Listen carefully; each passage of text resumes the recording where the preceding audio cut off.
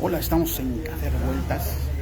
Estamos en esta nueva tertulia. No hemos podido subir videos a YouTube porque, bueno, hemos tenido problemas técnicos ahí de bajarlos, también en algunas cosas de que se tiene que componer por los participantes, las participantes del mismo programa o de la misma transmisión. Hay otras dos transmisiones que iremos subiendo al canal de YouTube en algún momento. Ya próximamente. Ya las tenemos listas casi.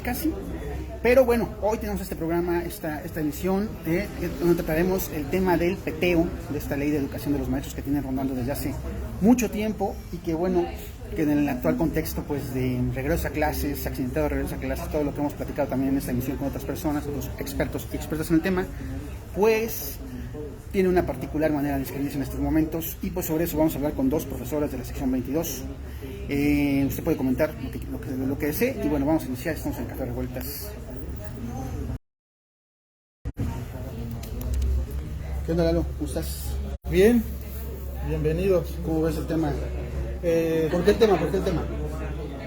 El tema creo que es... ¿Por qué el peteo? Porque el peteo, me parece, salvo lo que nos digan nuestros invitados, es una lucha que en los últimos, ¿qué será?, 15, 10 años ha tenido la sección 22 con la SEP en general para tratar de adecuar el modelo educativo al Estado, porque todos los estados de la República tienen sus características particulares, ¿no? Y eso es algo muy nombrado que no se pueden comparar las condiciones de los niños en Nuevo León como las condiciones de los niños en Oaxaca o en Chiapas o en Guerrero, y parece que después de muchos años de trabajo más o menos se ha estructurado ya una propuesta muy fuerte que sabemos que está en diálogo ahorita con el Congreso local y creo que es el momento coyuntural para decidir hasta dónde puede llegar el peteo y hasta dónde no existe la voluntad política para adaptarlo, y aparte se cruza con la pandemia y la pandemia pues nos puso en crisis a todos y el modelo pedagógico, el modelo educativo no es la excepción, y pues yo creo que también se han tenido que adecuar muchas cosas y a partir del peteo surge una propuesta educativa para salvar el resto de la crisis. Entonces creo que también es importante escuchar más o menos cuál es la propuesta y tener un poco más de acceso a esta información que luego con los medios ordinarios de comunicación o medios alternativos como el nuestro, como la propuesta Liga Revueltas, pues se sesga muchísimo, ¿no? Luego al final el discurso de la Secretaría de Educación es el único que cuenta, el discurso del presidente López Obrador es el único que cuenta, se sesga la información y no hay espacio para que los promotores, los constructores del peteo puedan también decir de qué va y cómo va. Pues yo creo que es bueno para la sociedad en general pues cruzar todas las informaciones y que cada quien saque sus conclusiones. Por eso yo creo que es interesante lo que vamos a escuchar. Muy bien, ¿no? Pues vamos empezando. Marita Martínez nos está viendo, saludos a Marita Martínez. Pues ya empezamos, maestros. Estamos en vivo. Si quieren ustedes presentar, por favor. ¿Qué tal? Soy el profesor Isaí Reyes Mejía, profesor de Educación Física en el nivel de preescolar de la sección 22. Ok, profesor. Sí, Tranquilino Lavariega Cruz, igual maestro de Educación Física, nivel primaria, y hemos hecho algunos esfuerzos anteriormente también para escribir, analizar y criticar esos temas, ¿no?, de actualidad. Ok, les voy a pedir que hablen así como un poquito más fuerte como no tenemos micrófono más que el del celular. Pero bueno, iniciando básicamente pues, con el tema de esta plática, ¿no? El peteo, como lo platiqué ahorita con Lala Aragón, se lo comenté a ustedes, las personas que nos ven. Marita Martínez, saludos. ¿Qué es el peteo? ¿Nos pueden explicar como de primera instancia? Bueno, el peteo surge, un poquito de historia porque sí es importante tener la historicidad, surge en el 2009 como antecedente del 2008, cuando el magisterio de la sección 22 o la coordinadora rechaza la entonces llamada Alianza por la Calidad de la Educación, que era impulsada por el Esther Gordillo ya sabemos la historia de Lázaro Gordillo, y que era prácticamente ir cerrando las filas en contra de la educación pública, ir lacerando los derechos laborales de los trabajadores de la educación e ir encaminando un modelo educativo ajeno a nosotros, que no correspondía con la realidad. ¿A la sección 22? A la educación en general del país, no solamente de la sección 22. Entonces, a partir de un acuerdo que se logra a nivel nacional, se establecen las líneas generales para que Oaxaca o la coordinadora en su conjunto, los estados, propusieran entonces un proyecto educativo que fuera a suplir, digamos, a la Alianza por la Calidad de la Educación en ese momento. Y es como surge el PTEO, que fue un proceso donde se consensó con todos los niveles educativos. Se inicia en el 2009 a contracorriente prácticamente, pero se empieza a generar este proceso de construcción y concluye en el 2013 cuando se logra la firma con el gobierno del estado, entonces el gobernador de ese entonces, que ya conocemos en ahí la historia del gobernador, Albino Cohen Monteagudo, se firma en el marco de la protesta social que se hace en la Ciudad de México en septiembre del 2013. Ese fue el último documento que se redactó, que se construyó. El PTEO consta de 14 documentos escritos y básicamente de 3 programas y 2 sistemas y 2 ejes articuladores que son el colectivo y el proyecto educativo. A la fecha, estos documentos no han sufrido un cambio sustancial y es lo que en este momento nos tiene. Entonces, muy resumido, podemos saber mucho más de esta construcción. Obviamente considera todos los procesos de los niveles educativos, desde educación inicial hasta formadores de docentes, en estas amplias líneas. ¿Qué quiere decir PTEO? Plan para la transformación de la educación de Oaxaca. Ah, ok. ¿Sí? Okay. Eso es en líneas generales. Muy bien. ¿Cómo plantea el PTEO el acto educativo? O sea, ¿va por un sesgo en lo comunitario? ¿Cómo va esto? Así es, mira, dentro del PTEO surge la creación de proyectos educativos, de proyectos de colectivos escolares, donde cada colectivo escolar, de acuerdo a su contexto social, nosotros sabemos que en Oaxaca pues, tenemos diferentes contextos sociales, ¿no? Rurales, urbanos, conurbanos, y una infinidad de necesidades totalmente diferentes aquí en valles centrales, al istmo, a la sierra. Y en ese sentido surgen los proyectos escolares, los colectivos escolares, donde se manejaban 3 dimensiones, ¿no? La parte pedagógica, que era la parte más importante, a fin de cuentas, crear un bagaje pedagógico en donde cual se considera las necesidades e intereses de nuestros niños, de nuestra sociedad, ¿no? También la área administrativa, en la cual también se consideraban todos estos asuntos de proyectos, de estar escribiendo, estar organizando toda la información que teníamos, evaluar, coevaluar, heteroevaluar, en el sentido estricto de la realidad pedagógica que viven nuestros niños y niñas y obviamente nuestros maestros en todos los rincones del estado.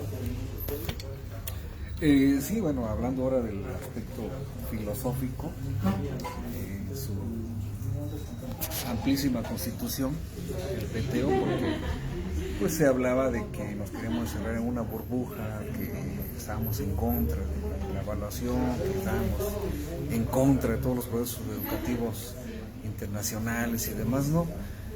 Más bien era resistir un embate de organismos internacionales que querían establecer líneas ajenas a la realidad de la educación.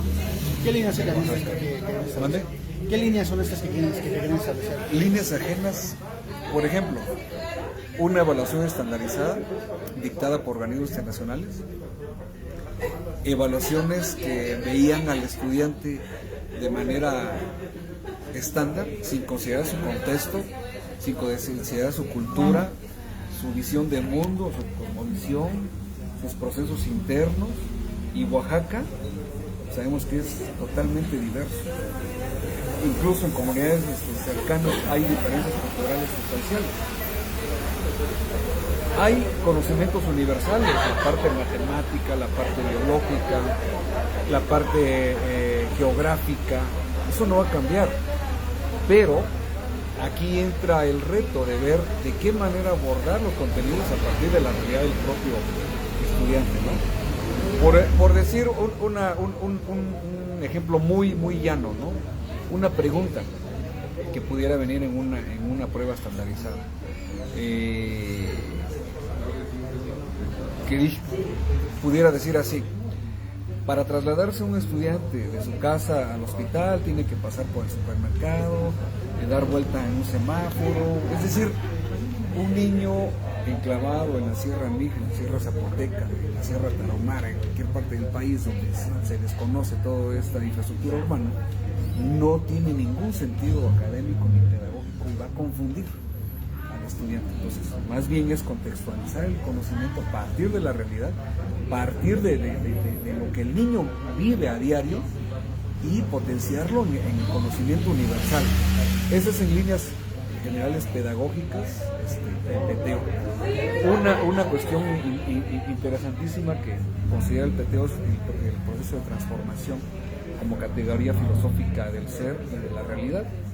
Una categoría que tiene que ver con el materialismo dialéctico, una categoría que tiene que ver con el entorno, una categoría que tiene que ver el ente humano como parte importante de la transformación de la realidad y de las comunidades. Es decir, la escuela no es un ente estático, es un ente en movimiento, es un ente en constante lucha, es un ente que forma conciencias, es un ente que traspasa y que pasa en la comunidad, y que obviamente la escuela ya no puede verse nada más como el lugar donde se aplican los conocimientos, ¿no? El PTO va más allá de la escuela y profundiza en la historia de la comunidad, en entender las relaciones sociales de la comunidad, en entender la cultura, en entender todo eso que rodea a nuestras comunidades y que es una riqueza cultural impresionante la que tenemos en Oaxaca. En ese sentido, ¿cómo, por qué es importante actualmente? ¿Por qué, bueno, esto es de 2009, ¿no?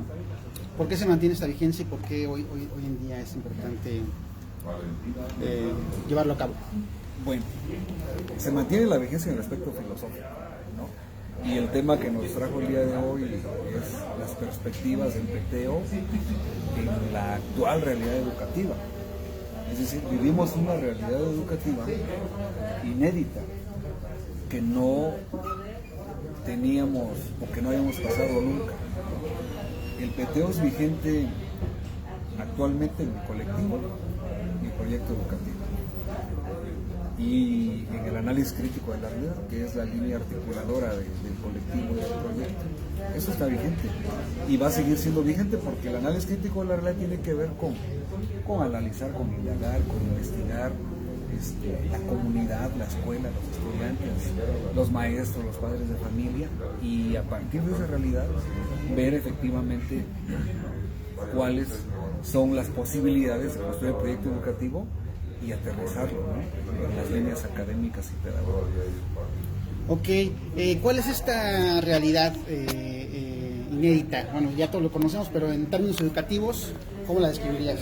Mira, hoy en términos educativos realmente estamos en un proceso, sobre todo, que se ha realzado la importancia de la salud, la importancia de la actividad física, la importancia de los hábitos, sobre todo estilos de vida, que es algo importante, estilos de vida que llevamos como personas, como nuestros alumnos, y que hoy en día, dada la nueva realidad, ten en cuenta, sabemos también que los alumnos y alumnas al regresar a la escuela tienen que volverse a una reeducación, ¿no? Porque sí, ya hemos hablado del distanciamiento social, hemos hablado del uso de cubrebocas, del gel, pero más allá de eso, lo han hecho de manera familiar, pero ya manera de la convivencia con otros niños, convivencia a par. Eso va a ser una tarea también educativa en el cual explicar, comentar, dialogar con los alumnos, ¿no?, de esta nueva realidad, y en ese punto la parte que somos otros especialistas de la educación física, pues recalca otra vez su importancia, ¿no?, del movimiento, recalca otra vez la importancia de la actividad física desde una temprana edad para generar estilos de vida saludable y en su momento para la salud sea benéfico, ¿no? Ok, entonces en ese sentido, pues hoy estamos en un escenario de educativo, pues en el que apenas está regresando a clases después de que un año, ¿no? O algo así, un año y medio de clases pues desde las casas, virtuales. En Oaxaca siempre se dijo que bueno, que eso no, este modelo virtual pues no era tan posible o que no era tan viable, dado pues las enormes diferencias orográficas que existen. Y el hecho pues de que básicamente pues mucha gente en este estado, mucha gente, millones, no tienen internet, no cuentan con internet, con internet, ¿no? Entonces en ese sentido el peteo, ¿cómo propone regresar a las clases presenciales?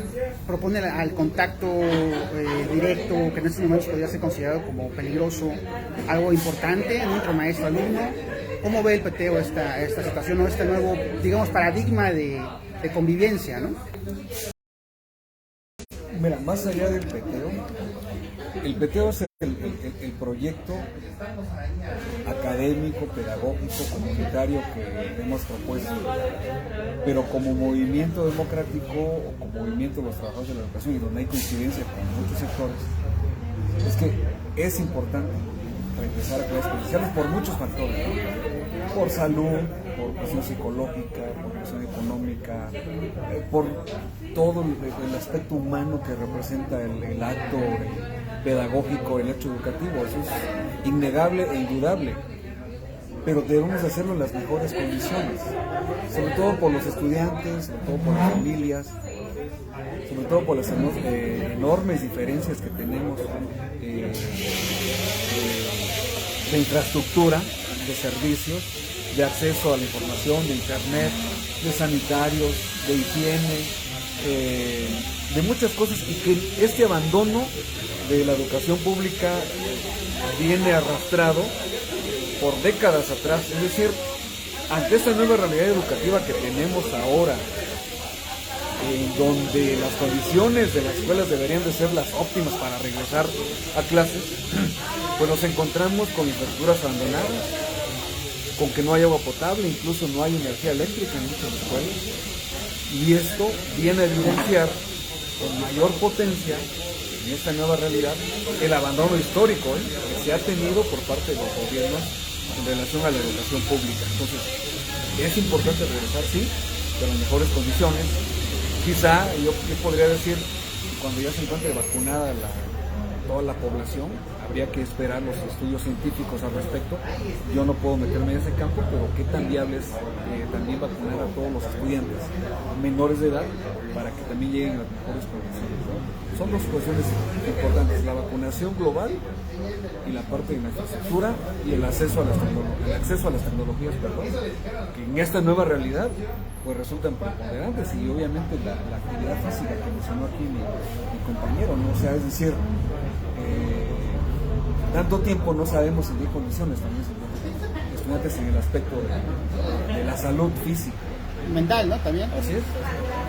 En ese sentido, pues entonces el peteo, en este regreso a clases, porque además el regreso a clases, independientemente de que no hay las condiciones, pueden haber, porque ya están, o sea, en términos reales ya hay niños en las escuelas en Oaxaca, en el país, y bueno, con un riesgo de contagio pues latente, ¿no? Pues lo sabemos, porque el coronavirus es una enfermedad pues contagiosa, básicamente, por eso es una pandemia.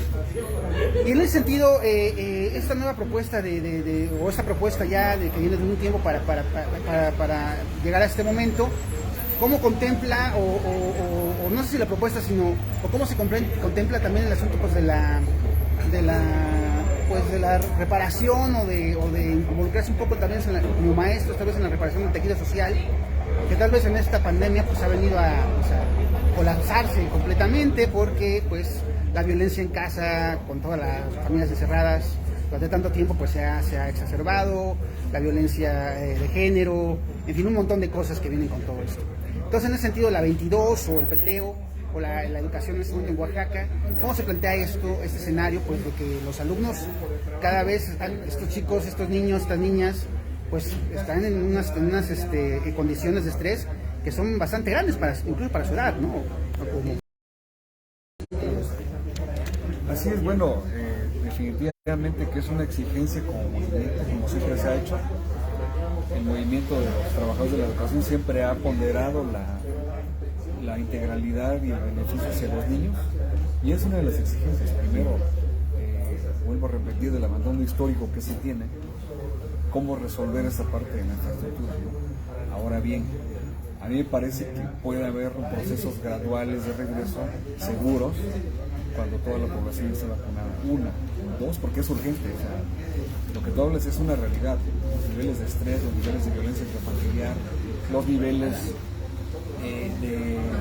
incluso de sedentarismo de los niños, ¿no? De la familia, la parte económica, o sea, entendemos todo eso, pero para llegar a eso tiene que haber las condiciones básicas, ¿no? Para poder regresar y gradualmente, ¿no? Hay escuelas donde hay 30, 40 estudiantes en un aula que está diseñada para 15, 20 al máximo. Entonces, a mí me parece que tendríamos que encontrar una estrategia gradual de regreso para las escuelas, siempre y cuando existan las condiciones.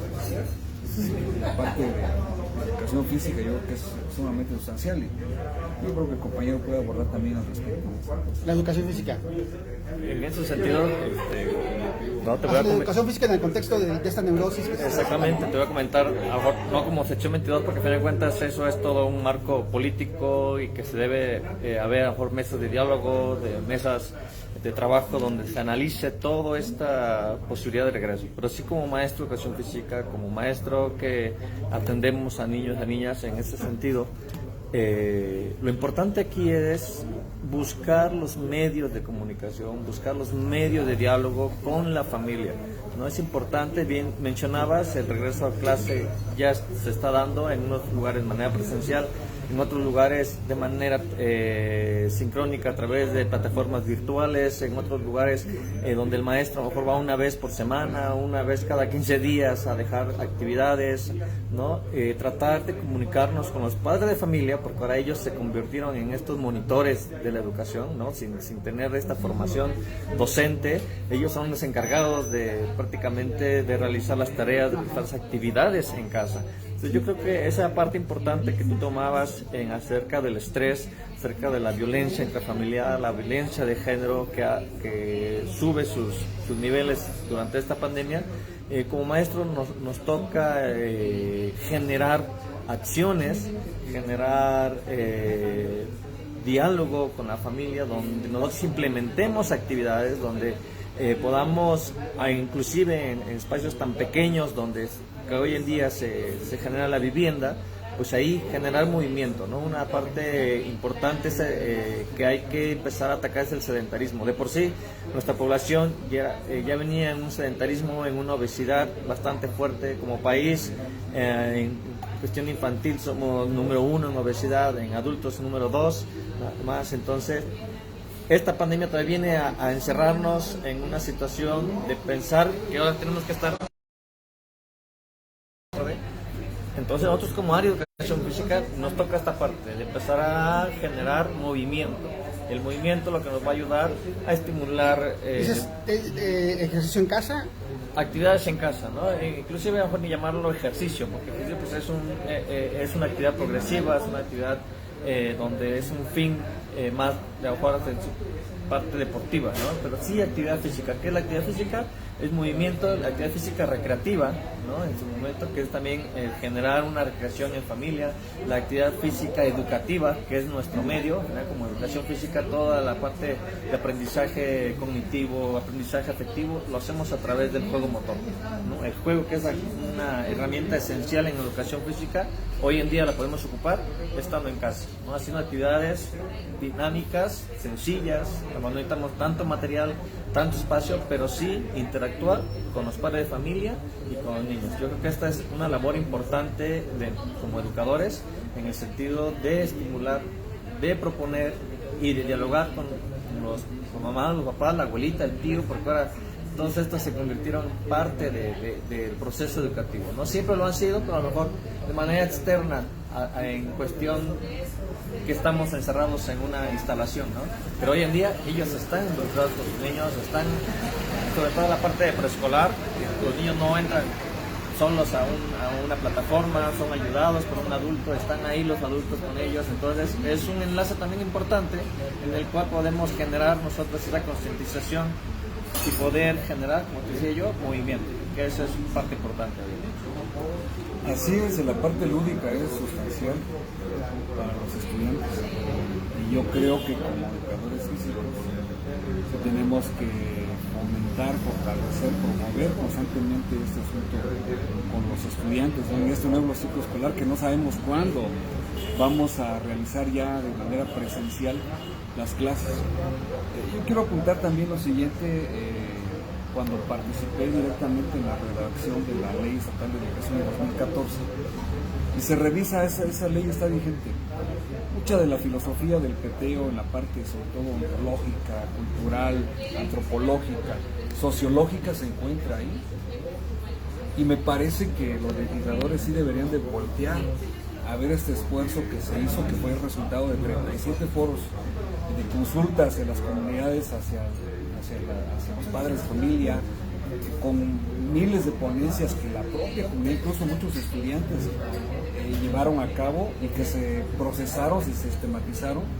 Me tocó vivir ese procedimiento, ese proceso y generar las conclusiones y el resultado de las conclusiones y de arduas medidas de trabajo con la parte legislativa, con la parte institucional, en ese entonces el IEPO, y con la representación de la elección 22, surgió esta ley estatal de educación que tenemos vigente ahí, que no es la que en realidad se había consensuado con el gobierno. Me parece que ahí hubo también actos o movimientos internos, subterráneos, donde se quitó toda la parte de la evaluación hacia los profesores, pero bueno, gran parte del cuerpo filosófico de esa ley, de esa propuesta que nosotros construimos, está en la actual ley de educación y a la fecha no se ha actualizado, por así decirlo, no se ha legislado una nueva ley de educación en el estado de Oaxaca y me parece muy importante que se voltee a ver este esfuerzo, pero más allá de eso también que se voltee a ver esta nueva realidad, ¿no? Yo lo digo con toda responsabilidad en las palabras, que el peteo necesita urgentemente un fortalecimiento.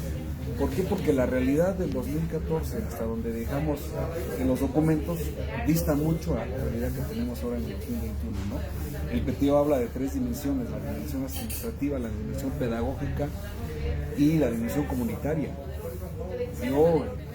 Qué bueno que va a quedar grabado, es una propuesta personal que yo tengo, porque no se ha escrito nada más del peteo hasta donde lo dejamos nosotros cuando fuimos parte del centro de estudios.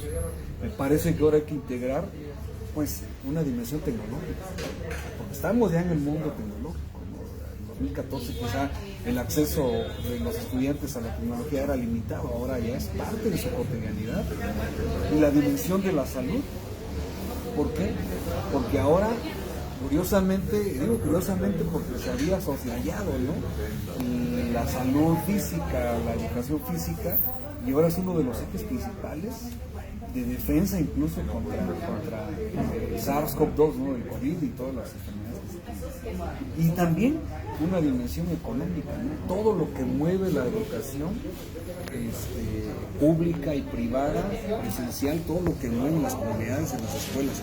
Entonces estamos hablando ahora ya de 7 dimensiones, ya no de 3, pero más allá de eso han surgido nuevas corrientes pedagógicas, han surgido nuevas corrientes académicas, han surgido nuevas formas de evaluación. Las comunidades que conocimos o que teníamos los maestros en el 2014 han sufrido transformaciones en el 2021 y el peteo es eso. Estamos hablando de un proceso dialéctico, inacabado, movimiento. Entonces, desde mi punto de vista, con toda responsabilidad, ojalá y lo vean los compañeros encargados de esto, a nosotros no nos corresponde, podemos hacer el esfuerzo de manera individual, no nos corresponde redactar, somos celosos luego cuando alguien externo nos empieza a decir, pero es importante abrir el horizonte, fortalecerlo, ver las nuevas tendencias académicas, pedagógicas, ver las nuevas realidades, abrir más las dimensiones del análisis crítico de la realidad. Porque si queremos construir un proyecto adecuado a la nueva realidad, tenemos que abrir ahora el panorama mucho más a como lo teníamos en el 2014, ¿no? A como lo teníamos hace un año, a como lo vamos a tener a partir de febrero, marzo, abril, que seguramente ya el regreso a clases será ya más constante o más real. Entonces tenemos que ver eso también, no podemos encerrarnos y decir hasta aquí, ¿no? Se construyó, hasta aquí se escribió, y en esta entrevista, esta charla, perspectiva y prospectiva, me parece que es el peteo, debe de pasar forzosamente por un proceso ya de revisión, de fortalecimiento, de reconstrucción y de mirar más allá, ¿no? De lo que teníamos en ese momento, 2014. Muy bien, nos está viendo Marité Martínez, Galdino Gómez, saludos, Cecilia Minguer, saludos, Silvia Ros Ocampo, saludos, Carlos Villarrobos, saludos, Valencia Clímaco, Carlos Cosiña y Cáncer López Joel, que nos dice, a ver, vamos tranquilino, te dice. Cáncer López Joel. Bueno, también pues básicamente Carlos Villalobos también nos tiene una pregunta. ¿Es el peteo una ley de educación de la sección 22? No, en lo absoluto. No es ninguna ley de la sección 22, es una ley de un movimiento de los trabajadores de la educación. No es una ley de los métodos, porque vuelvo a repetir, fue construida con el consenso de la parte legislativa de todos los partidos políticos en el 2014. Fue construida con el debate y consenso del Instituto Federal de Educación Pública de Oaxaca. Fue construida con el consenso y el debate de todos los niveles educativos. Y, sobre todo, que fue construida bajo el basamento de la realidad, de nuestro contexto, de nuestra cultura, de nuestra diversidad. No es de la sección 22, porque la sección 22 no es exclusiva. O sea, la cultura es universal, la lengua es universal, la realidad, ahí está. Los estudiantes son universales, los maestros son universales, los padres de familia son universales. Y yo sí puedo decir que es una ley de avanzada. Si tienen la oportunidad de revisar la actual ley estatal de educación, van a encontrar muchas cuestiones filosóficas interesantes redactadas que están ahí ahora. Lo mismo, ¿la ley del peteo es una ley de la sección 22 o cómo lo pasas? No, más bien es una línea pedagógica de los maestros y maestras que hemos construido desde la perspectiva de nuestra realidad, desde el análisis crítico de la realidad, y que hoy en día pues ha generado proyectos escolares, colectivos escolares en los cuales consideran, ¿no? Todo esto que comentábamos, ¿no? La realidad de los alumnos, la realidad de nuestras comunidades, y en el sentido considerando también obviamente conocimientos universales, pero también considerando los saberes comunitarios. Entonces en ese sentido yo creo que es esa línea pedagógica que pueden marcar y que ha enmarcado y que ha hecho pues transformaciones en nuestra educación, ¿no? Y que también a los maestros nos ha permitido y también nos ha hasta cierto punto esforzado a aprender más, a estar ser investigadores prácticamente, ¿no? Porque desde que haces un proyecto tienes que involucrarte en la parte filosófica, en la parte pedagógica, y también ha servido en este sentido a los maestros para transformar nuestra quehacer docente. Muy bien, hace poco hace 2 semanas, me parece, la Suprema Corte de Justicia invalidó la ley orgánica de la Universidad Autónoma Comunal de Oaxaca, ¿no? Básicamente la desapareció para que su existencia sea sometida a una consulta. En ese sentido, el peteo, ¿cómo o qué rescata o en qué sentido se inscribe en la comunalidad, o qué sentido se inscribe en la existencia de este tipo de entes como la Universidad Autónoma Comunitaria? ¿En qué sentido pues trata a la comunidad, considera a la comunidad y pues propone a la comunidad pues eso, los caminos educativos posibles? Sí. Conozco, hemos coincidido en algunas mesas, incluso algunos paneles con el doctor Martínez Luna. Bueno, es uno de los precursores, uno de los teóricos de la comunalidad, ¿no? y efectivamente están atravesando por un proceso complicado. El peteo se nutre también de la comunalidad, pero más allá de la comunalidad, yo podría decir, por eso hablo de un fortalecimiento, de una transformación de la realidad comunitaria, que es muy diferente de la parte de la comunalidad. ¿Por qué? Porque la realidad comunitaria tiene que ver con toda la diversidad. La comunalidad plantea, si no mal recuerdo, 4 situaciones: el trabajo comunal, la fiesta comunal, el gobierno comunal y el territorio comunal. Está bien, pero la realidad comunitaria tiene que ver con todo ese entramado subterráneo, podemos decir, esencial de las relaciones sociales, humanas, de los pueblos de Oaxaca, ¿no? Y en esta nueva realidad, cuando hablábamos de las dimensiones, que yo propongo que sean más dimensiones para analizar el crítico de la realidad, una de ellas es la salud emocional de los estudiantes, la salud psicológica, la salud física. Entonces, estamos hablando de una realidad de las comunidades, eso de los pueblos originarios. Pero no nos vamos muy lejos, nada más aquí en las periferias de la ciudad. También tenemos comunidades marginadas, también tenemos barrios, tenemos comunidades con ese proceso, ¿no? Comunalitario, ¿no? En esta perspectiva teórica que se desarrolla Heriberto Díaz, Martínez Luna, creo que también por ahí escribió algo del Corregino, o sea, varios teóricos en esta propuesta de intentar explicar la cosmovisión, la forma de vida, la filosofía de los pueblos. Sin embargo, yo hablo de una categoría filosófica del materialismo dialéctico, que es la realidad. La realidad para Marx es muchas veces, pues, va más allá de lo que se ve, de lo que está ahí, de lo que podemos percibir ante los sentidos, ¿no? Es algo que difícilmente va a poder ser plasmada, escrita, es algo que ocurre porque obviamente que está en constante transformación, y que el peteo plantea precisamente empezar a desenmarañar todo esto que está ahí y que a final de cuentas está en constante cambio. Por eso hablábamos en un momento determinado, cuando fuimos al peteo y el compañero fue parte del colectivo pedagógico estatal de educación física, que habría que transformar también al maestro. Necesitamos un maestro crítico, histórico, que vea la realidad de la educación, que esté preparado para dar más allá de lo que da, que esté preparado para indagar su práctica docente, de investigar a los estudiantes, investigar al acto educativo en sí, ¿no? Y que bueno, la Universidad Comunal de Oaxaca tiene porque tiene una propuesta muy interesante de formación de profesionales que sean investigadores, ¿no? De todo esto que estamos viendo, ¿no? En las líneas de la comunalidad.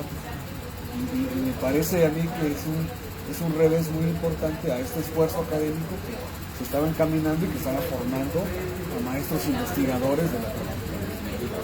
Habría que estar atentos a ver cómo podemos resolver para que estos esfuerzos, estos proyectos de formación académica pues, se mantengan, ¿no? A mí me parece que hay un rango jurídico muy bueno, ¿no? En leyes internacionales, incluso en jurisprudencias de derechos humanos y demás, que pueden ser aplicables para poder resolver a favor de esta universidad. Ok, acá hace un rato mencionaron un factor importante que es ahorita el estado de las escuelas, ¿no? Y además es algo que también se menciona mucho, ¿no? Bueno, muchas escuelas se señala que han sido vandalizadas en su abandono en este año y medio, que no hay agua, que no, bueno, además porque que no hay agua es un asunto crónico de la educación pública. No me acuerdo cuando iba en la escuela, en la primaria, secundaria, el agua también era un asunto ahí de preocupación, ¿no? Entonces, en ese sentido, el peteo, ¿cómo plantea hay alguna referencia a plantear nuevas reglas en infraestructura educativa porque además también hay que recordar que el sexenio pasado, sí, me parece que el sexenio pasado, o en ese sexenio, ya no sabe qué punto es sexenio, al director de, ¿cuál era exactamente? Bueno, el director que llevaba en el YEPO el asunto de la reconstrucción de escuelas o del mantenimiento de escuelas fue seriamente cuestionado en el Congreso, recuerdo, ¿no? Y él incluso perdió el puesto, luego lo sustituyó alguien más, y luego que lo sustituyó fue al Congreso a dar una comparecencia en la que no dio ninguna solución, en la que nunca habló sobre qué pasó con todos esos millones que se perdieron, ¿no? Que se gastaron, no. Entonces, en ese sentido, pues, también tomando en consideración que el mantenimiento de las escuelas, el asunto físico, material de las escuelas, pues también ha sido objeto pues de cuestionables manejos. El pateo, ¿cómo contempla esta situación? Hay un programa del cual me tocó ser coordinador en su momento cuando se construyó. Es uno de los programas del PTEO, ese programa popular comunitario de infraestructura y equipamiento educativo de Oaxaca. Y en ese entonces, estamos hablando 2013, 2014, hicimos una profunda investigación del estado de la infraestructura de las escuelas. Y bueno, para no hacerla tan larga, después de procesar, yo creo que como 3,000 páginas de información, nos ayudaron compañeros de informática para hacerlo. Se logró concluir que el déficit total en ese entonces para poner a la infraestructura a tono, a como debería de estar, era aproximadamente de entre 2 y 15 mil millones de pesos. Estamos hablando de que muy probablemente, ahorita se está destapando todo este proceso, no sabemos en cuántas décadas se hayan desviado, ¿no? estos recursos, porque finalmente eso es lo que debió haberse aplicado, ¿no? Durante todos estos años a la educación pública. Y el programa de infraestructura del PTO plantea que efectivamente se tiene que resolver eso. Pero más allá, la propuesta es muy interesante, si ustedes tienen oportunidad de revisarla. Nos acompañamos de investigadores de alto nivel del Instituto Politécnico Nacional y ellos nos ayudaron a plantear una propuesta de construcciones adecuadas a la orografía, al clima de las regiones del estado, con materiales diversos, acordes a la cultura incluso de las comunidades, con diseños distintos para el confort. Es decir, una propuesta de avanzada a nivel internacional. Incluso esa propuesta la llevó un doctorante a un congreso de arquitectura climática y ganó un premio internacional.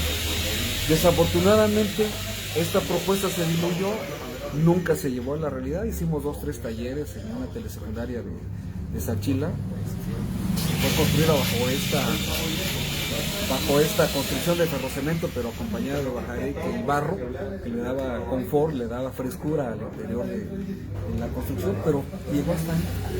Ya no se impulsó, ya no se tomó en cuenta, y es entendible porque entonces esto atentaba en contra del gran negocio entre gobierno y constructoras, ¿no? A la constructora, ¿qué le va a interesar hacer una construcción, por ejemplo, de tierra compactada, ¿no? Es antisísmica, más resistente, más confortable y mucho más económica. No es la construcción tradicional y con un diseño distinto. Que la información está ahí en el programa de infraestructura, el vínculo, aún personalmente yo lo tengo con los investigadores del Politécnico Nacional, y desafortunadamente la propuesta quedó ahí. Creo que es momento de que también el actual gobierno, tanto estatal como nacional como federal, la parte legislativa voltee nuevamente a ver esta propuesta de infraestructura educativa que el PTEO plantea en el programa de infraestructura, que se pueda llevar a cabo. O sea, un plan piloto, una construcción en cada de las regiones del estado de acuerdo al estudio de orografía, de mecánica de suelo, de cuestión climática, de confort, ¿no? Tenemos avanzado a nivel internacional en ese sentido. Si tú te das cuenta, compañero, la construcción de todas las aulas del país, incluso las aulas particulares, es prácticamente la misma. Mismas medidas, mismo diseño, mismos materiales, sin considerar cuestiones climáticas o de confort y cuestiones mucho menos culturales, ¿no? Entonces, ahí está la propuesta. Desafortunadamente, y lo digo con todo respeto, ni la cúpula magisterial de la sección 22, ni la cúpula del instituto, ni la parte legislativa, ni los gobiernos han querido impulsar esta propuesta. Tiene todo el respaldo científico, arquitectónico, de ingeniería, y que está toda por ahí. Y ahí está. Pues también está el asunto pues de la pedagogía, ¿no? De la pedagogía, cómo plantea, o el peteo cómo plantea esta pedagogía, porque además también hablando de lo que tú decías, pues de que ya no es el 2014, porque además no solo es el 2021 ahorita, es el 2021, fue pre-pandemia, post-pandemia, durante la pandemia, después de la pandemia, no sabemos cuándo va a acabar la pandemia. Entonces, en ese sentido, la pedagogía, pues tal vez, no sé, debe ser volverse más humanista, más preocupada porque no sé, el estudiante promedio realmente logre pensar en el bien común o logre vislumbrar algo que vaya más allá, por ejemplo, no sé, de las redes sociales y del like y de todo esto que hoy nos envuelve, ¿no? Y que las mentes más jóvenes pues las hace presa, ¿no? Presa fácil. En ese sentido, pues desde una manera pues de la enseñanza, que creo que nuevas cosas propone el PT. Bueno, primeramente comentábamos hace rato, ¿no? Yo creo que la parte pedagógica se ha venido transformando desde el sentido del hoy en día el uso de la tecnología, ¿no? Tanto maestros como alumnos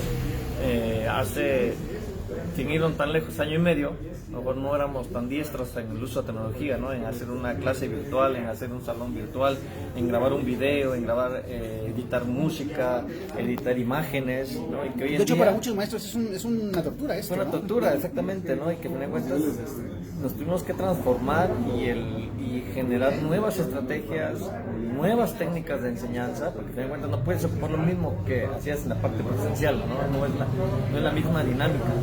Como te comentaba hace rato también, hoy en día pues, los padres de familia, los hermanos mayores, los abuelitos, las tías se convierten en los monitores de los maestros, porque en cuentas son ellos los que generan las actividades. Entonces, en ese sentido pedagógico necesitamos generar nuevas ideas también, nuevas capacitaciones a los maestros, ¿no? Y en todos los sentidos también preocuparnos también por la salud de los maestros, porque como Vic comentaba hace rato, ¿no? Hay maestros que ni el celular usaban, ¿no? Y que hoy en día ya tienen que usar plataformas, tienen que ocupar diferentes estrategias tecnológicas. Pues fue un estrés para ellos, ¿no? Compañeros que a lo mejor se llevaban 5 horas, 4 horas grabando un video de 10 minutos, porque pues no sabían cómo hacerlo, no sabían editarlo, y que al final otros recurrieron a la ayuda de alguien más. Entonces, toda esta parte que ha venido a transformarnos, sí genera y nos generaría también, como bien comentaba Francis,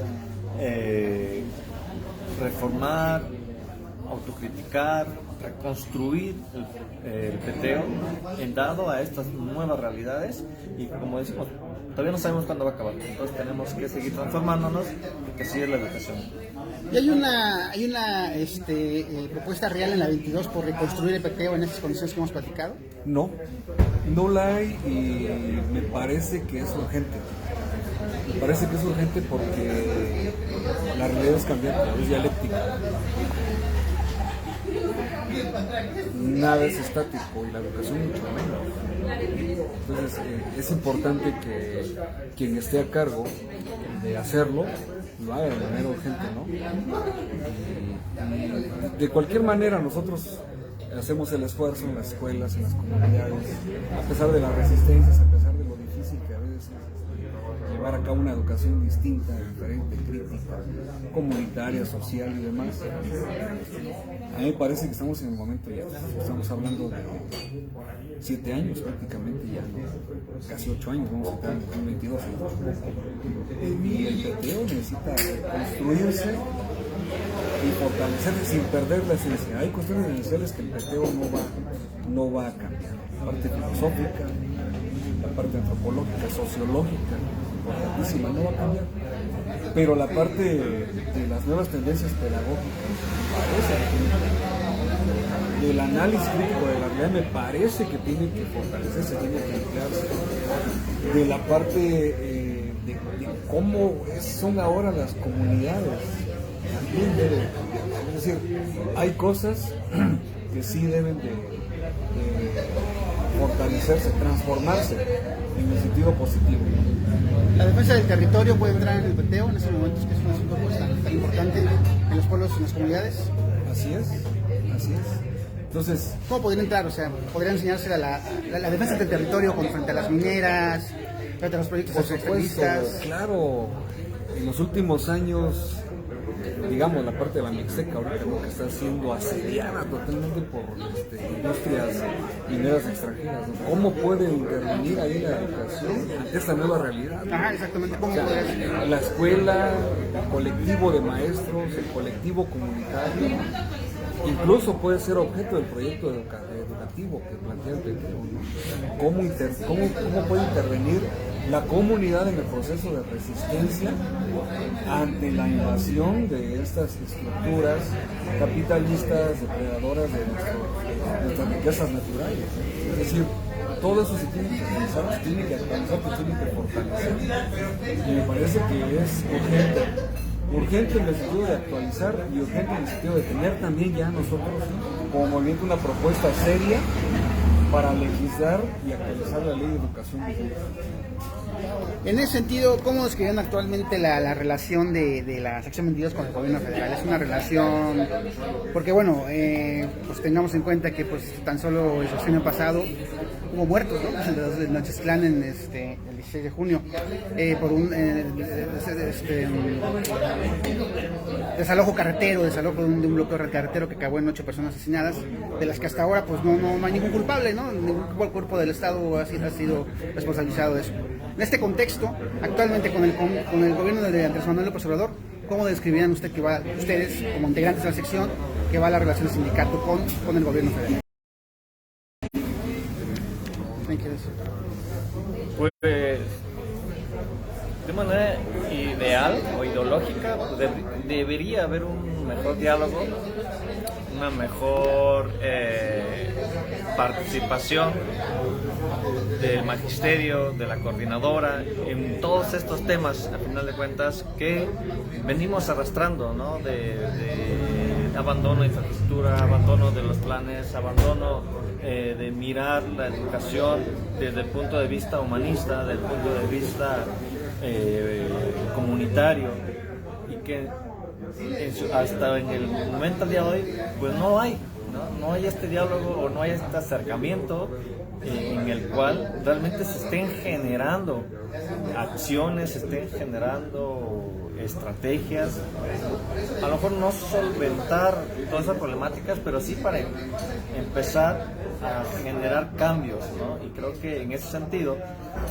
pues no se ha dado. Entonces aquí sí es indispensable recalcar que es necesario, ¿no? Necesario que no solamente sección 22, sino todas estas entes de la población pues se involucren, ¿no? Con este gobierno federal que pues si bien vino con este eslogan, ¿no? Que es pues, el bienestar para el pueblo, pero pues igual en su momento pues no se ha dado. Entonces en ese sentido yo creo que es necesario hacer esa crítica y en el cual pues, podamos participar tanto como sección 22 como coordinadora, como en todas las acciones de la población, ¿no? Sí, bueno, son temas ya de índole político. Sin embargo, bueno, creo que hay una sustancial diferencia. Podría decir que sí. Antes arrancaban a tirabuzones, ¿no? Incluso con muertos en la mesa de diálogo. Ahora no lo es. Hay esa apertura, hay esa posibilidad de sentarse incluso con el propio Ejecutivo Federal. Eso es una sustancial diferencia, ¿no? Me parece importante. Sin embargo, no ha aterrizado. Es decir, los acuerdos pueden haberse generado, pero hasta el momento se ha dificultado su aterrizaje, ¿no? Podría decir, por ejemplo, la parte del reconocimiento a la trayectoria de los maestros, ¿no? Bien que mal, antes se tenía un programa de incentivos económicos que era carrera ministerial, independientemente de las corruptelas que se hacían. Era un programa que beneficiaba, que reconocía la trayectoria laboral, académica, profesional, el arraigo de los maestros. Hasta la fecha no se tiene, o sea, ya llevamos, recuerdo el último proceso de carrera ministerial, creo que fue en 2009. Y a mí me parece que eso es importante. Esa es una de las cosas que se debe reconocer la trayectoria profesional de los maestros, y generar salarios más dignos, ¿no? Se han hecho investigaciones donde los salarios promedio de un maestro de base inicial están muy por debajo de lo que debería ganar, ¿no? Y es una comparativa con otros países similares al nuestro, también es un salario lo que no le permite pues, una vida, ¿no? Plena, quizá digna sí, pero no plena, que le permita desarrollarse, ¿no? De mejor manera. Otro factor, y lo digo con toda responsabilidad porque siempre he sido autocrítico y crítico de lo que se hace bien y lo que se hace mal al interior de su movimiento, es el querer intentar negociar bajo el agua, como se estilaba anteriormente con los gobiernos del PRI y del PAN, donde la cúpula o el grupúsculo de poder enquistado en las cúpulas sindicales buscaba la negociación, pero no para la base, la negociación para ellos. Y me parece que hasta este momento no se ha logrado. Es por eso que también hay golpeteo al interior, hay intereses internos, hay grupos que aún están ahí enquistados en nuestro movimiento, y eso lo digo con toda responsabilidad, que no permiten generar este proceso de construcción, ¿no? Si usted le pregunta, si tú le preguntas a cualquiera de los líderes sindicales de cúpula temas que estamos abordando ahorita, pues seguro que no los van a abordar, porque desconocen, desafortunadamente. ¿No les importa? Interesa, no es que no les importe, les interesa más la parte politiquera, o sea, ni siquiera política, porque la política es una disertación dialéctica de la realidad filosófica muy profunda, tampoco saben de eso. Entonces, más bien una cuestión de negociación politiquera a modo, y que lo académico, ¿no? Porque esto es de investigar, eso es indagar, eso es de leer, por ejemplo, Rawls, teoría de la justicia, el contrato social, Rousseau, Chomsky, varios títulos que hemos arreglado de ellos, ¿no? Pero hacer eso no es, debería ser un imperativo ético, pero no lo es. Regresando a lo que me dicen en relación al gobierno, yo más bien pienso que hay intereses muy potentes internos al interior de todos los movimientos, incluso de la coordinadora y del CENTE, que es el sindicato afín al gobierno del PRI y del PAN, que no permiten esto. Pero bueno, nosotros como base magisterial tenemos que hacer algo. En cuanto a las condiciones se generen, tenemos que hacer algo. No podemos estar así. Hace unas semanas estuvo aquí con nosotros el maestro Omar Olivera. A ustedes lo conocen, él es, desde hace tiempo forma parte del movimiento, ¿no? Él está mucho tiempo, está como apostado aquí en el CEPOS, ¿no? Yo ahí es donde lo conocí. Vino a hablar sobre esto, sobre la educación y la pandemia y todo esto, y de repente nos dijo en algún momento pues, que ya había como negociaciones ahí entre la 22 y el gobierno respecto al peteo. ¿Ustedes tienen conocimiento de esto? No. Ya, hasta donde yo sé que hay un proceso de construcción de una propuesta de ley estatal de educación. Con la 22 y el gobierno. Como Congreso. Movimiento. Pero ya una mesa en forma como la que vivimos nosotros en 2014, hasta el momento no la hay. Yo no tengo conocimiento formal, hasta este momento, yo sé que no hay. No. De igual manera, ¿no? Yo creo que haya una negociación, algún avance dentro del peteo, lo desconocemos, ¿no? Y sobre todo como base, pues no ha venido ningún cambio, inclusive desde los cursos de iniciación de ciclos escolares no se han dado, entonces mucho menos ahorita con la decisión del peteo, ¿no? En ese sentido, sí, pues hay que abordar este tema. Pues está el asunto pues de que se supone que el dirigente hoy de la 22, ¿no? Ya no debería estar, ¿no? Ya debe haber sido otro dirigente, se debe haber cambiado la dirigencia. Hay muchos, ustedes como integrantes, hay muchos señalamientos hacia el interior, hacia el exterior. ¿Qué está pasando en la 22? El dirigente, ¿se deben llamar ya nuevas elecciones? ¿No se quieren llamar para la dirigencia? ¿O ustedes como que qué describirían que está sucediendo? Yo pienso que desde hace un año, ¿no? Ya era urgente. Habrá que revisar la nueva ley laboral donde obliga a los sindicatos a que las elecciones sean de manera abierta y que todos participen, que no nada más sea como en este caso de los nuestro movimiento, que es nada más los representantes de todos los maestros, un tipo congreso, ¿no? Se hace un congreso, pero me refiero que, por ejemplo, a mí me representa un compañero secretario general, me representa a 50 compañeros. Entonces sería muy interesante ver en qué términos viene esa ley, en la cuestión sindicalista. Sería magnífico, ¿no? Que todos, por eso los casi 100.000 trabajadores de la educación del Estado de Oaxaca pudiéramos emitir nuestro voto, ¿no? De manera presencial, y hubiera transparencia en ese sentido, ¿no? A mí me parece que ya las figuras del actual Comité Directivo Nacional ya son figuras muy desgastadas, por errores que han cometido, por rumores y por cuestiones que por ahí se han dicho de actos de corrupción y demás. Y ojalá sea la investigación en serio por parte de las estructuras de gobierno, y si hubiera actos de corrupción, pues yo creo que se deben de procesar conforme la ley, en la ley constitucional, no en los principios rectores del movimiento, que eso es muy diferente. Entonces yo creo que para que esto avance va a ser muy complicado que sea en los próximos meses, ya que es muy probable que en enero, febrero del próximo año o en diciembre incluso ya se llame a este proceso de relevo seccional que urge por salud del movimiento,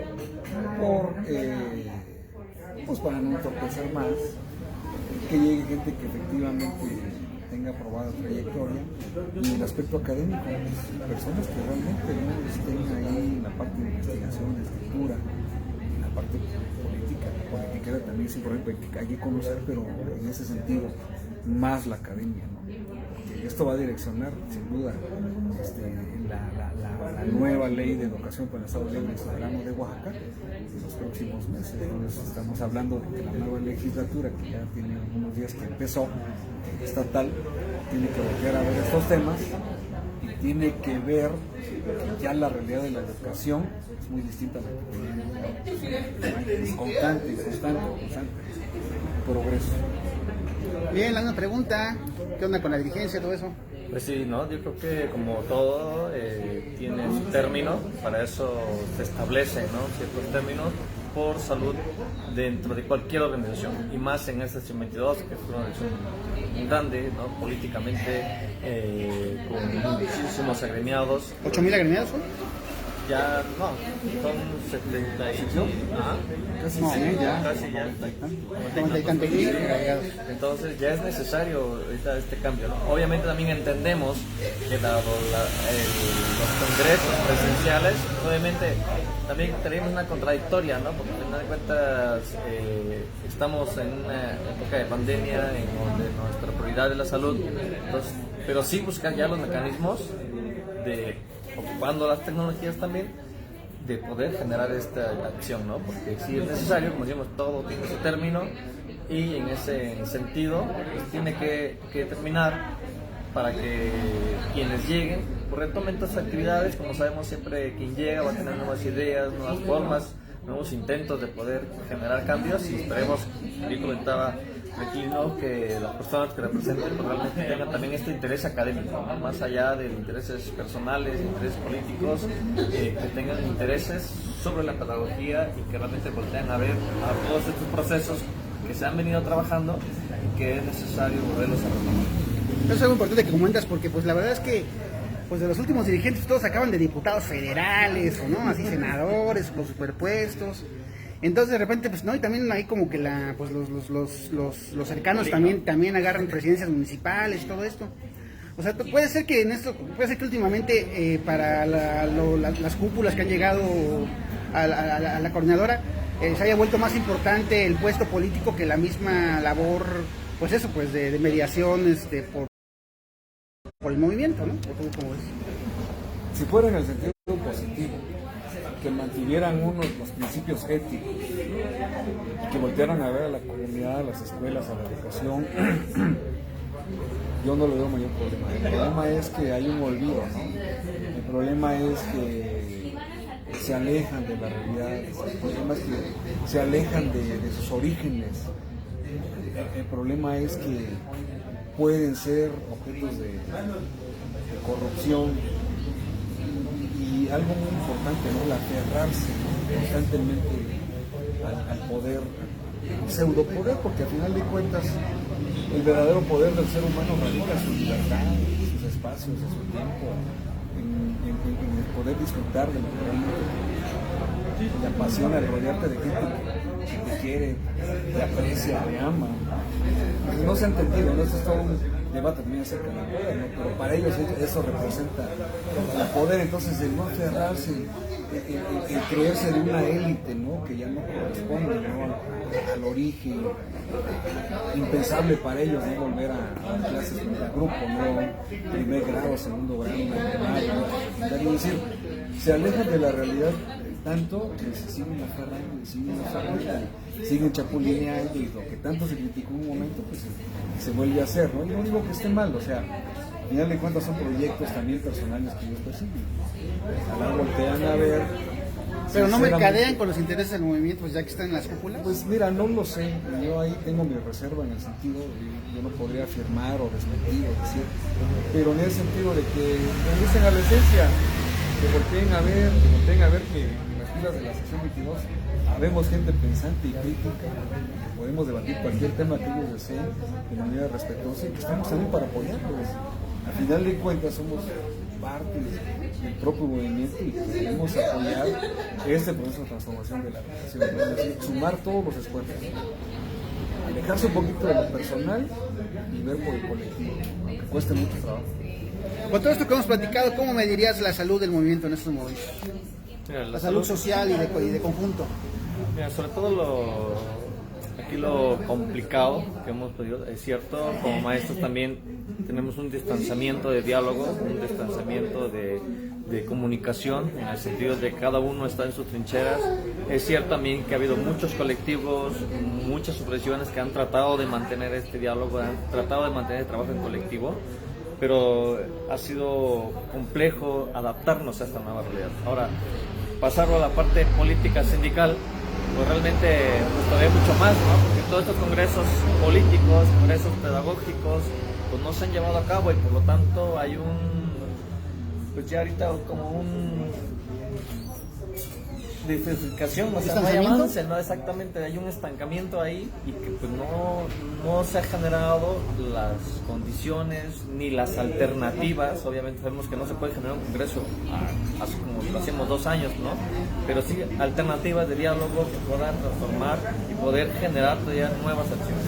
Otro punto, pues la dirigencia, ¿no? Que no se ha cambiado, que es necesario también hacerlo, ¿no? Necesario por salud dentro del movimiento. Y esta parte nos ha venido a afectar, ¿no? Entonces, bastante. ¿Está adormecido un poquito el movimiento en cuanto a su capacidad de movilización de antaño? Las condiciones cambian. Esto es dialéctico también. Quizá las formas que se tenían hace unos años ya no son tan efectivas, ¿no? En esta nueva realidad. Yo más bien pienso que debe haber un movimiento académico, intelectual de transformación. Eso puede ser mucho más potente, ¿no? Que obviamente que tiene que acompañarse. Cuando la autoridad no voltea a ver las exigencias justas de la educación, las formas han sido las que históricamente han arrancado también esas posibilidades de mejora. Pero debe ir a acompañarse también de la academia, de la parte filosófica, de la parte crítica, de la propuesta pedagógica. Ya no estamos en el tiempo en que era nada más la movilización, la toma de calles, que tiene su fuerza y su potencia, porque eso abre las mesas. Desafortunadamente no debería ser así, pero eso también ha permitido históricamente que se abran las mesas de la negociación. Históricamente la revolución, las grandes revoluciones armadas han permitido, ¿no? También las transformaciones y el progreso de los pueblos, ¿no? Que después desgraciadamente han sido secuestradas por pseudo líderes y nuevamente viene el proceso de revolución, un proceso constante. Pero a mí me parece que más que adormecido el movimiento, las formas de protesta, de movilización, tiene que acompañarse, ¿no? Tiene que transformarse también. Y esto es peteo también, ¿eh? La transformación es en todos los ámbitos, no nada más en la academia. Ok, pues ya vamos a ir concluyendo, llegamos como 1 hora y media, no, ya llevamos un rato, pero vamos con unos últimos comentarios de Lalo, unas últimas preguntas aquí para nuestros invitados. ¿Dónde vas, Lalo? ¿Te vas? ¿Qué onda, Lalo? Pues ya estamos concluyendo. ¿Cómo has visto esta bonita mesa? Tema. ¿Alguna pregunta para los maestros antes de que ya concluyamos? Ahora hubo un movimiento acá y casi no pude checar bien todo lo que se dijo. Pero voy a revisarla ahora que... Una pregunta para el movimiento que te quisieras preguntar. Sí, la 22, ¿qué onda? Bueno, yo honestamente creo que el sindicalismo en general es parte fundamental para la democracia del país, ¿no? Y en este caso la sección 22, sin duda a nivel estatal, históricamente ha demostrado resistencia frente a ciertas imposiciones que desde el gobierno nos han querido hacer, y quizás a nivel nacional, después de el sindicato de electricistas, es una de las organizaciones más aguerridas para la defensa, ¿no? Pero creo que como todo ha caído en vicios, o al menos desde fuera se ve que de repente caen vicios, tanto democráticos como de otras cosas que pasan, ¿no? Entonces mi pregunta sería, ¿qué futuro le ven ustedes al sindicato desde dentro? Es decir, ¿se va a fortalecer? ¿Cuál es más o menos el panorama general? Si se necesita más trabajo de las bases. Sí, desde el interior, ¿qué esperanzas y qué desesperanzas tiene la sección 22? Sería más o menos una pregunta pensando en eso, ¿no? Que para mí el sindicalismo es fundamental para la democracia. Muy bien, pues sí, esta pregunta pues va a ir concluyendo ya con los nuestros, con esta interesante plática. Pues, ¿cómo ven la pregunta? Yo voy a lo mismo, la dialéctica y la transformación. Todo llega a no caducar, pero sí llega a minarse, todo llega a desgastarse. Y me parece que urge una transformación radical. Cuando me refiero a radical es a la raíz, al fondo, a la esencia de la percepción de cómo vemos también a los pueblos y a las comunidades y cómo nos ven a nosotros, ¿no? Me parece también que es importante seguir manteniendo las movilizaciones en las calles, en dado caso que no se abrieran los procesos de diálogo. Si es necesario hacerlo, me parece que es la vía que ha dado resultados, pero no secuestrar a la sociedad, porque también la percepción ahora es distinta. El presidente de la República goza de una altísima popularidad. Lo que ocurrió en Chiapas, por ejemplo, es un claro referente, un parámetro que se puede tomar en cuenta, ¿no? Cuando lo retuvieron por unas horas y en lugar de favorecer esa acción, pues vino la gran mayoría de la comunidad, pues se reprochó, ¿no?, esta acción, porque debemos entender también que los niveles de popularidad del presidente son muy altos. Entonces, tiene en este momento pues una gran empatía, ¿no?, con muchos pueblos, muchas comunidades. Y entonces a mí me parece que sí es necesaria la movilización, sí es necesaria. Si hay un proceso de diálogo abierto, que se haga. Pero también autocrítica, si ese diálogo se abre, que no se pervierta con intereses de grupos, con intereses personales, que los acuerdos sean secuestrados por pseudo líderes y que efectivamente quieran negociar para sí mismos. Que en realidad haya un verdadero movimiento sindical y sindicalista para los sindicalizados, no para ciertos sectores, no para ciertos grupos, no para ciertos líderes, ¿no?, como históricamente también se ha hecho. Y acompañado forzosamente pues de esto, ¿no? Tenemos acá libros muy interesantes que todo líder político debió haber ya leído, por lo menos, ¿no?, para entender la realidad política a la que se va a meter. Hasta ahí. Sí, yo creo que la parte sindical va a estar fortalecida siempre y cuando habemos o haya maestros maestros que realmente se preocupen por una revolución educativa, ¿no? Una revolución donde su quehacer docente realmente transforme, ¿no? Transforme la mente, transforme el proceso educativo en las trincheras donde se encuentra. Yo creo que la parte siempre que va a fortalecer el 122 es la educación, ¿no? En su momento, en todos los niveles, y mientras haya maestros comprometidos en ese sentido, que generen acciones, que generen proyectos, que generen alternativas, vamos a estar fortalecidos como sección 22. Muy bien, un saludo a Berenice Clima Cortega, a Carlos Cosiña, a Pedro Lemus, a Cristina Sea, nos han estado viendo, Charlie Harper, Ricardo Santana, al arquitecto Esteban San Juan, a Noé Hernández, un gran saludo, a Gema Jiménez. Y pues nada, pues ya concluimos. Un último comentario, profesores, que no se les haya preguntado ya para concluir esta charla. Pues estamos ante un reto, uno de los retos contemporáneos más importantes de la educación. Nunca en la historia reciente de la educación del país se había vivido un proceso como el que tenemos ahora. Tenemos que transformarnos como docentes, tenemos que adaptarnos a las nuevas formas, tenemos que indagar, tenemos que estar preparados ante estas nuevas realidades. El maestro de hace 2 años ya no tiene que ser el mismo ahora. Y también, compañeros, una orientación o un consejo, porque me ha tocado ver a varios compañeros que por los altos niveles de estrés que representa el hecho de manejar una plataforma, de recibir autocrítica y crítica también para algunos padres de familia, cuarto para las 12 del último día, todas las evidencias y procesarlas y tratar de evaluar este complejísimo proceso educativo, pues puede generar un problema de salud grave al interior de los trabajadores de la educación, ¿no?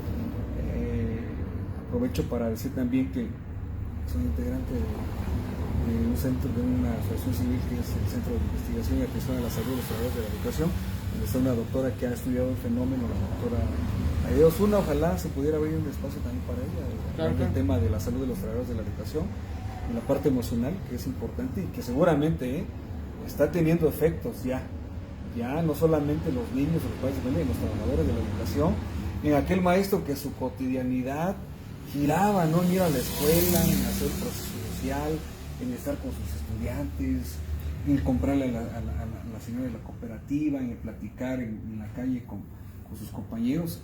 Esos son de los efectos directos que no se han visibilizado, pero que ahí están, ¿no? Pues, compañeros, un consejo: hagamos hasta donde podamos hacer y esperemos las mejores condiciones para regresar a las escuelas. Mejoremos. Ya los maestros que ya regresando a las escuelas, porque aquí en el centro ya hay maestros en clases. Exacto, ahí tienen que extremar, ¿no? Precauciones, y es una responsabilidad muy fuerte, porque legalmente, y aquí el abogado no va a dejar mentir, el gobierno dijo con la carta de consentimiento, se lava las manos si ocurre alguna situación ahí.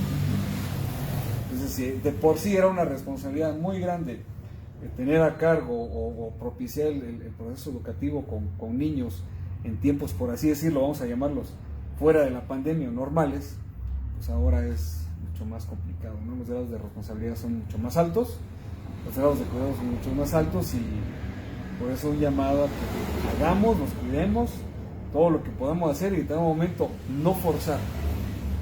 Si las condiciones para estar presencialmente no son las adecuadas, la ley nos ampara para poder hacerlo de manera virtual. Gracias. Ok.